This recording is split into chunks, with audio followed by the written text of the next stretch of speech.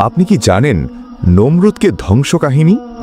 নমরুদকে ধ্বংস করতে কেন আল্লাহ কোনো বিশাল সেনাবাহিনী পাঠাননি? আজ আমরা উন্মোচন করব নমরুদের সেই আসমানি যুদ্ধের দম্ভ এবং একটি ক্ষুদ্র মশার কাছে তার শোচনীয় পরাজয়ের লোমহর্ষক ইতিহাস। শেষ পর্যন্ত দেখুন, কারণ নমরুদের এই পতন আপনার চিন্তা জগৎকে বদলে দেবে। গল্পের শুরুটা তখন থেকে যখন নমরুদ তার ক্ষমতার চরম শিখরে পৌঁছে গিয়েছিল। ইব্রাহিম আলাইহিসসালাম যখন মূর্তি পূজার বিরোধিতা করলেন, তখন নমরুদ তাকে এক ভয়াবহ অগ্নি পরীক্ষায় ফেলার সিদ্ধান্ত নিলেন। নমরুদের আদেশে প্রজারা মাসের পর মাস কাঠ সংগ্রহ করে বিশাল এক আগুনের পাহাড় তৈরি করল।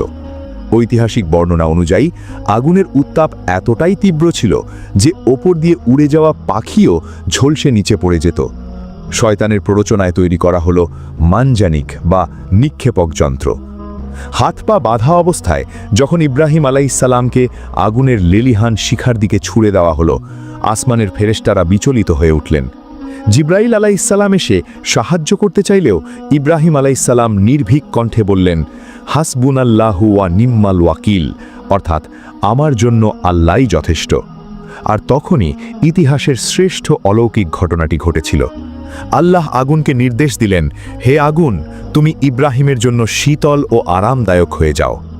নমরুদ প্রাসাদের ওপর থেকে অবাক বিস্ময়ে দেখল যে আগুন লোহাকে গলিয়ে দেয়, সেই আগুনের সমুদ্রের মাঝে ইব্রাহিম আলাইহিসসালাম যেন কোনো জান্নাতি বাগানে পরম শান্তিতে বসে আছেন। কিন্তু এই অলৌকিক দৃশ্য দেখার পরও নমরুদের পাথরের মতো শক্ত হৃদয় গলল না, বরং তার অহংকার বহুগুণ বেড়ে গেল। সে ভাবল, জমিনের ওপর তো তার একচ্ছত্র আধিপত্য, এখন তাকে আসমানের খোদাকে নাউজুবিল্লাহ ধ্বংস করতে হবে। তার মাথায় চেপে বসল এক উন্মাদনা। সে স্বচক্ষে আসমানের মালিকের সাথে যুদ্ধ করতে চাইল। নমরুদ ইব্রাহিম আলাইহিসসালামকে চ্যালেঞ্জ ছুড়ে দিয়ে বলল, আমি শীঘ্রই তোমার স্রষ্টার প্রাণ শেষ করে তার রাজ্য কেড়ে নেব। নমরুদ তার এই শয়তানি পরিকল্পনা বাস্তবায়নের জন্য ইবলিসের সাহায্য নিল। সে 4টি বিশাল শকুন পাখিকে বিশেষভাবে লালন পালন করতে শুরু করল। তাদের প্রচুর গোস্ত খাইয়ে হৃষ্টপুষ্ট ও শক্তিশালী করে তোলা হলো। ইবলিসের কুপ্ররোচনায় নমরুদ এমন এক উড়ন্ত যান বা ককপিট তৈরির পরিকল্পনা করল যা পৃথিবীর মানুষ আগে কখনো কল্পনাও করেনি। সে 4টি মেষ বা ভেড়া জবাই করে তাদের মাংস শকুনের মাথার ওপরে এমন কৌশলে ঝুলিয়ে দিল যাতে শকুনগুলো সেই মাংস খাওয়ার লোভে ওপরের দিকে উঠতে থাকে। এই অদ্ভুত যান বা ককপিটে চড়ে নমরুদ ধনুক হাতে আকাশের দিকে যাত্রা শুরু করল। সে ভাবছিল, শকুন যত ওপরে উঠবে সে তত সহজে আল্লাহর কাছে পৌঁছাতে পারবে।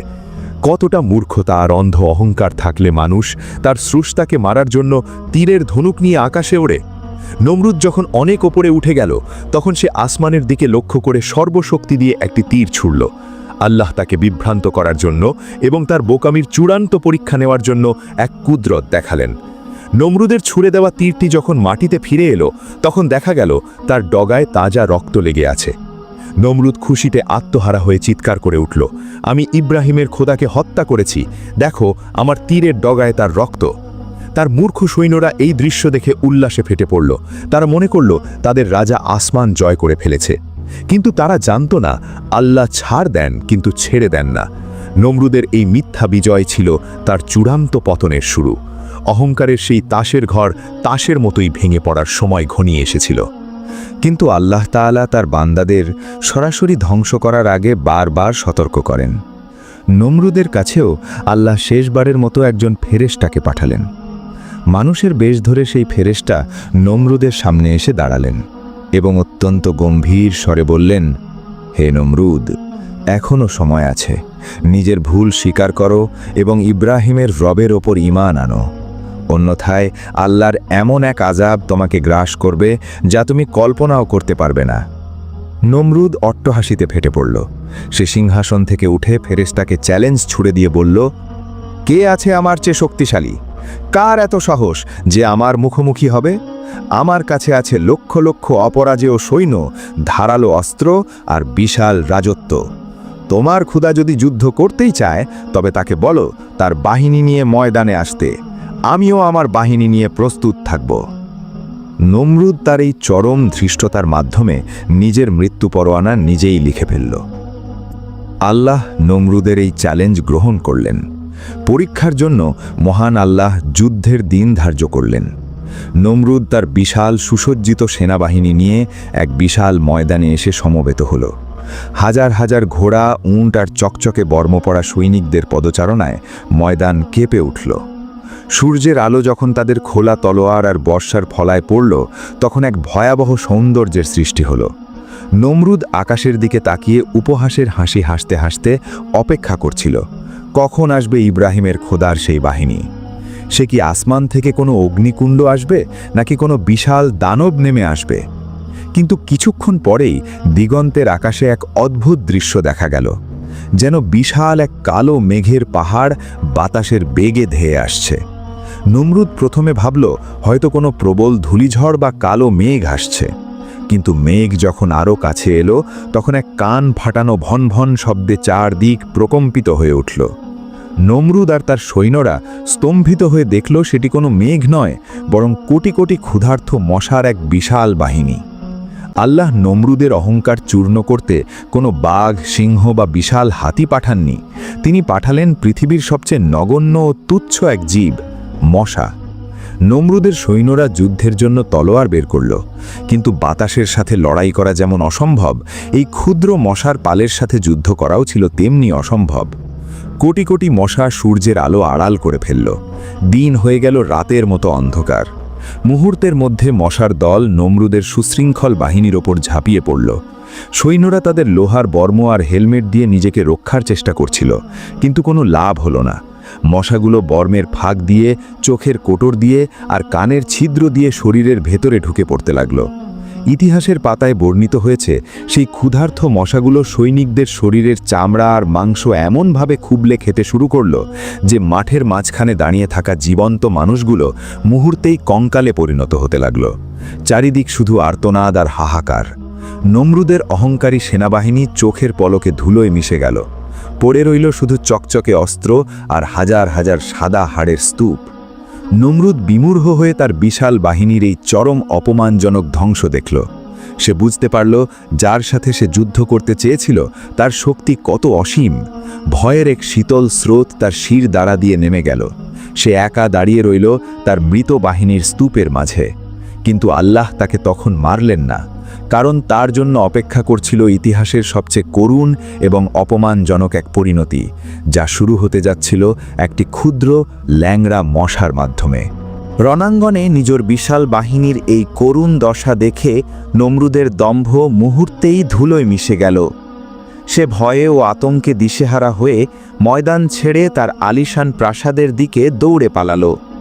সে ভাবল, যে মশা খোলা ময়দানে তার সৈন্যদের শেষ করে দিয়েছে, সেই মশা অন্তত তার নিশ্ছিদ্র প্রাসাদের ভেতর ঢুকতে পারবে না।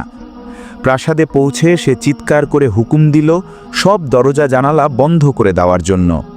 নিজেকে নিরাপদ করতে সে মশারির উপর মশারি টাঙিয়ে এক দুর্ভেদ্য কক্ষ তৈরি করল।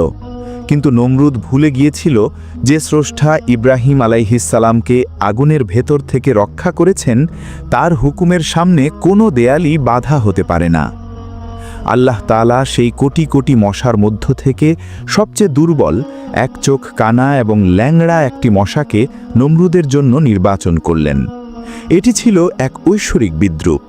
নমরুদ যখন হাঁপাচ্ছিল এবং ভাবছিল সে বেঁচে গেছে, ঠিক তখনই সেই ল্যাংড়া মশাটি বাতাসের ঝাপটায় তার নাকের ছিদ্র দিয়ে ভেতরে ঢুকে পড়ল।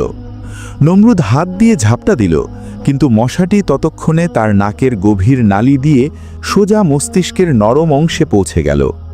শুরুতে নমরুদ ভেবেছিল এটি হয়তো সাধারণ কোনো অস্বস্তি, কিন্তু কিছুক্ষণের মধ্যেই শুরু হলো আসল আযাব। মশাটি যখনই নমরুদের মগজে ডানা ঝাপটাত, নমরুদের মনে হতো তার মাথার ভেতরে হাজার হাজার বিশাল আকার ঘণ্টা বাজছে। আর যখন মশাটি তার হুল ফোটাতো, তখন তার মনে হতো কেউ যেন ফুটন্ত টকবগে লোহা দিয়ে তার মগজ ফুটো করে দিচ্ছে। যন্ত্রণায় নমরুদ পশুর মতো আর্তনাদ করে উঠল।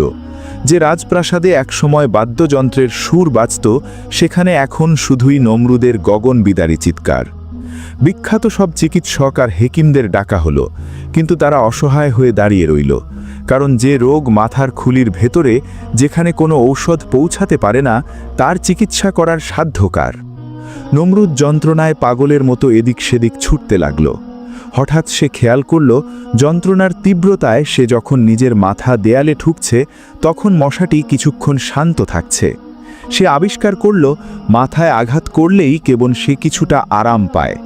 এখান থেকেই শুরু হলো পৃথিবীর সবচেয়ে অপমানজনক চিকিৎসার ইতিহাস। নমরুদ তার তুচ্ছ খাদেমদের নির্দেশ দিল, তোমরা দাঁড়িয়ে দেখছো কি, আমার মাথায় আঘাত করো। প্রথমে তারা ভয়ে কাঁপছিল, কিন্তু নমরুদের গর্জনে তারা হাত দিয়ে চড় মারতে শুরু করল। নমরুদ চিৎকার করে বলল, হচ্ছে না, আরও জোরে, কোনো শক্ত বস্তু দিয়ে আঘাত করো। খাদেমরা তখন লাঠি নিয়ে এলো, কিন্তু নমরুদের মগজের ভেতরে সেই ক্ষুদ্র মশাটি যেন এক অবিনাশী যমদূত হয়ে বসেছিল।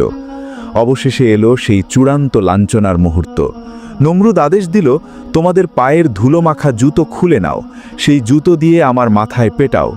যে মস্তক কোনোদিন আল্লাহর সামনে সিজদায় অবনত হয়নি, সেই মস্তকে এখন দিন রাত জুতোর বাড়ি পড়তে লাগল।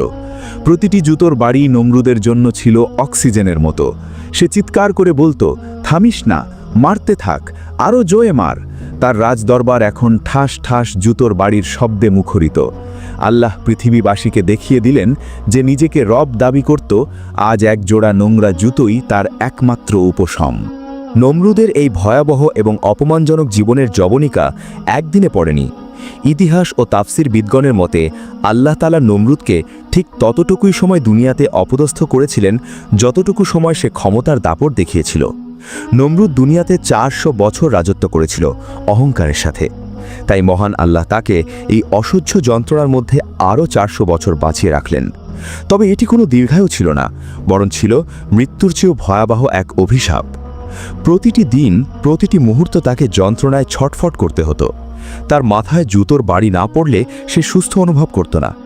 ভাবতে পারেন, যে শাসক একসময় প্রজাদের মাথা নিচু করে থাকতে বাধ্য করত, তাকেই এখন 24 ঘন্টা জুতোর মার খাওয়ার জন্য লোক নিয়োগ করে রাখতে হতো। জুতোর আঘাতে তার মাথা ফুলে বিশাল আকার ধারণ করেছিল, চামড়া ফেটে রক্ত ঝরত, কিন্তু তার মৃত্যু আসত না। সে প্রতিদিন হাজারবার মৃত্যু কামনা করত, কিন্তু আজরাইল আলাইহিসসালাম তার কাছে আসতেন না, কারণ আল্লাহর বিচার ছিল এমনই, সে যেন পৃথিবীর মানুষের কাছে এক জীবন্ত শিক্ষা হয়ে বেঁচে থাকে। অবশেষে সেই মহেন্দ্রক্ষণ এলো যখন নমরুদের পাপের ঘোড়া পূর্ণ হলো। একদিন জুতোর বাড়ি মারতে মারতে এক খাদেম অত্যন্ত ক্লান্ত হয়ে পড়েছিল, অথবা ভুলবশত সে রাগের মাথায় নমরুদের মাথায় প্রচণ্ড জোরে একটি আঘাত করে বসল। সেই এক আঘাতেই নমরুদের পচা গলা মাথার খুলি চুরমার হয়ে ফেটে গেল, আর সাথে সাথেই ভেতর থেকে গলে যাওয়া মগজ ছিটকে বেরিয়ে এলো। সেই বিভৎস মগজের সাথে সাথে বেরিয়ে এলো সেই ক্ষুদ্র ল্যাংড়া মশাটি, যা আল্লাহর হুকুমে 400 বছর ধরে এই বিশাল সাম্রাজ্যের অধিপতিকে তিল তিল করে শেষ করেছে। পৃথিবীর ইতিহাসে নমরুদ এখন শুধুই এক ঘৃণিত নাম। যে নমরুদ ভেবেছিল সে আসমানের খোদাকে মেরে ফেলবে, সে একজোড়া নোংরা জুতোর বাড়িতে প্রাণ দিল। তার বিশাল সেনাবাহিনী, তার ধন সম্পদ, তার উড়ন্ত শকুনি যান কিছুই তাকে রক্ষা করতে পারল না। নমরুদের এই করুণ মৃত্যু কিয়ামত পর্যন্ত আসার সকল স্বৈরাচারী ও অহংকারী শাসকদের জন্য এক জ্বলন্ত সতর্কবার্তা। আজ নমরুদের চিহ্নও পৃথিবীতে নেই, কিন্তু ইব্রাহিম আলাইহিসসালামের সেই সত্য দিন আজও টিকে আছে। নমরুদ প্রমাণ করে দিয়ে গেছে যে মানুষ যতই শক্তিশালী হোক না কেন, আল্লাহর একটি ক্ষুদ্র সৃষ্টির কাছে সে কতটা অসহায়। তাই ক্ষমতার দম্ভে নয়, বরং বিনয়েই মানুষের মুক্তি। আল্লাহ যেন আমাদের সবাইকে অহংকার থেকে দূরে রাখেন এবং নমরুদের মতো লাঞ্ছিত মৃত্যু থেকে রক্ষা করেন। আমিন।